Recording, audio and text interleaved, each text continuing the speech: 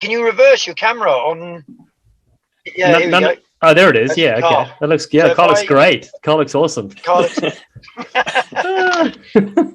Does that look better? Much better. Much better. Now we can actually see who we're talking to. This is brilliant. I can't see you guys, but it looks perfect. Now finally we're chatting to the new Fijian Sevens head coach. Well, before we were chatting to you in the Matrix. So that was a bit weird. I know you can't see it. Well, you could see it earlier, but I'm wearing one of the Fijian stylish, golf supporter shirts in honor of you, my friend. It is very sleek and very loud, and probably my favorite thing that I own. That is very. You were very made for sleek. it. We're upside down right now. We're upside down. I almost joked. Are you upside down? We have to go. We have to just unedit and send this out unedited. How do you go live? But you are down under, Ben. So that's probably what it is. Massive congratulations! This is unbelievable news from obviously an iconic player on the field to now coaching an iconic team. I mean, how are you feeling? What are your initial reactions? Firstly, give us the process of getting to this point where you were up in the running, the top three, and then how the news came out. Sure. Well, I mean, I just obviously heard the news about Gareth, who's done a fantastic job, but decided to step down. I think by the sounds of it, he really wanted to continue, but understanding it was probably tough on family and he had other opportunities. So when I heard that, I knew the job would come available. I thought, it's worth a try. It's closer to home. I know the people well. And so put in an application. About a week or so later, got a response saying, please select a time to interview, which was exciting. And then I've been on the road, obviously, you guys know, for 9+ weeks. And so I was on the road when I did the interview, and I actually ended up doing it like 1 a.m. in the morning, which was quite good fun. So managed to perform in that one. And I then didn't hear anything for a while. And I admit, I thought maybe the opportunity had passed me by, but also understanding that it's a pretty sought after job. So there'd be some pretty strong applications.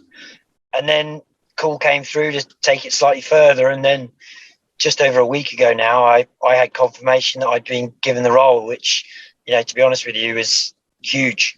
Pretty much wanted to scream from the rooftops. So just I think what was even bigger about it was the last 2 years, and everybody's had their journeys through this COVID period. It's been a bit up and down for myself. And so towards the end of it now and just starting a new year, it's ticked so many boxes. Outside of that, I'm just super excited about the road ahead and the opportunity that presents itself.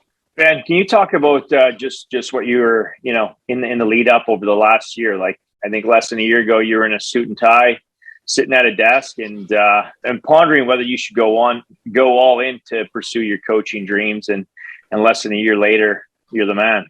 When COVID hit, my work got quite heavily affected because it based with travel, and obviously I wasn't able to travel at all. And so I had to adapt and shift quickly, and I went into finance, thinking it was only going to be short term, but actually was involved in it for probably a little over 12 months. And at first it was quite refreshing, actually, because it gave me a genuine break from rugby that I hadn't had, and I think it gave me a bit of time to reflect.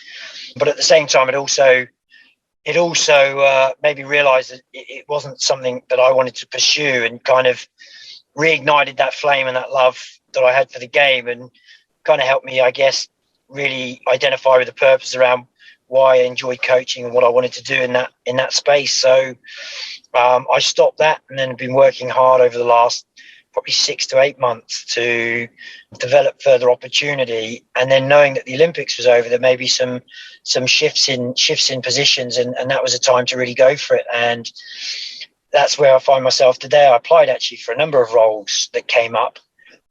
I can be really thankful that this one was the one that has really opened up, and ultimately it's probably one of the biggest ones. So I'm extremely happy with where things have finished up.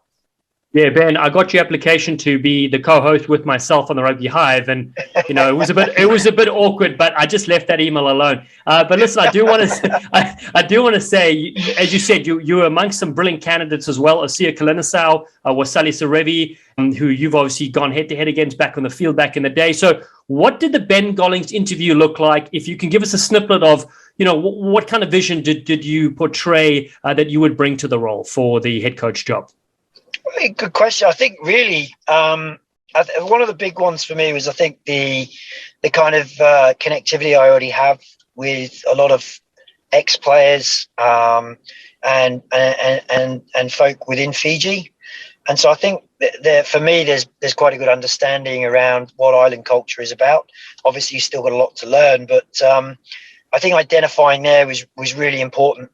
I think then relating to the fact that one of the things I stated was, for a while there, we understood how to beat Fiji. And so in that regard, if I know what it takes to beat Fiji, hopefully I can implement what can stop beating Fiji. And I think really it's about empowering the players, and that's what I talked about. It's not necessarily about trying to overcoach these players, because let's be honest, it's in their DNA how to play the game, and they're freakishly good at it. I think it's about really trying to bring the best out of them and trying to really connect them as a group on the field. So those are some of the things I spoke about, as well as looking to try and support rugby as a whole in Fiji. It's something I've been doing a lot when I've been going around and doing coaching, is trying to actually support the development of coaches and support the development of rugby in the places I've been. So I think for me, being able to actually achieve that as well will be exciting. Yeah, it's a brilliant answer as well. As you said, the fact that you, in your time, knew how to beat Fiji and how to play against them is key, as opposed to having a Fijian coach that just knows the way Fiji play. So that's fantastic, Ben. Brilliant stuff. And Ben, as you embark on this exciting new journey, I'm super inspired by you. I think it's amazing. I know how long you've been on the hunt for opportunities. And I think when, like anything in life, the harder you work, the more you learn. And that way, when you arrive at that stage, you're more prepared. But what does the first chapter look like for you? When do you set sail, essentially? And what's kind of your first goals with the team?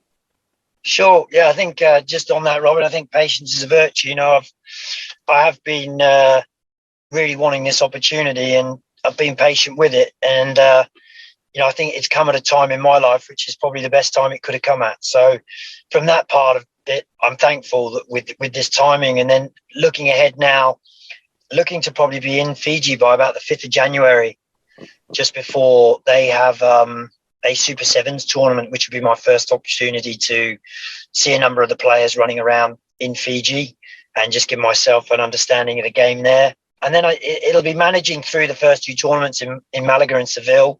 I'll have only really been with the team for a week. So from my perspective, I feel like it's a real big observational standpoint and just seeing what's happening, seeing the dynamics of the team, seeing the way they've been training, so that post that I can really start to engage in the development of the team further, and where I think we can make improvements, or certainly I know I can push on certain areas. And it's going to be a whirlwind at the same time, because it's the season is going to be in full flow, and this year is not a small year with a Commonwealth Games and a World Cup to add into it. So there's going to be quite a bit of focus on those areas as well. But for me, I think building the right relationships is really important in terms of being able to support doing the role as well as I'd like to do it. Well, I couldn't be more happy for you and the rest of the Gollings family, and obviously your 5th beautiful child on the way. On behalf of the Rugby Hive family, and that you're a strong part of. Congratulations, brother. Oh, 1 second, just getting disturbed by you're on the interview, Kim. So this is my mother-in-law. Say hi. Hi. How's it going? Exclusive. She's she's just dropping some things in the car, I think, for the kids. Very cool. No, sorry. 5th child and family. Yeah, super excited about that. We're kind of hoping it will come early.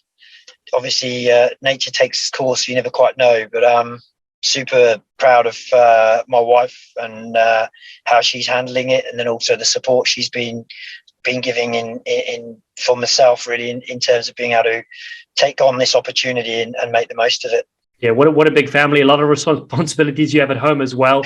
But it's good to see you got a chauffeur driving you around. It's your mother-in-law, but that still works for us. Ben, before you go, I want to give you one opportunity to give a message to the Fijian fans. They are so loyal and so amazing and so colorful. Your news has gone viral online as well. So many positive comments. Can you give them something in English? We won't put you on the spot in Fijian yet. That's to come soon. That's was one of my goals. Oh, look, I said it before, but I think rugby is an absolute, and sevens in particular, is an absolute passion. And I think it's fantastic when you go around the world and see how passionate they are. And I know I'm pretty passionate about this game, so I hope my passion can really match their passion for what is to come. And I'm really thankful for the lovely messages and support they've given, and really keen to do them proud, really, and further develop what is already a pretty spectacular team that they have and that represents Fiji. Go well, go brilliantly. Just don't beat South Africa. That's all, my family is saying. But Ben, listen, we can't wait to see you in the role. Rugby Hive really is so excited about this news, and we look forward to seeing you at the next tournaments in Spain, commentating your games. We'll obviously get some spice in the players, pronunciations. It's going to be absolutely epic. Your journey is thrilling, and we're going to be following you every step of the way. So massive congrats again from Robin and myself and everybody else that follows you. Guys, thank you, and thank you for all the support you've given me, and I look forward to connecting further and having some fun chats along the way. Absolutely. This carpool karaoke is brought to you by the Rugby Hive.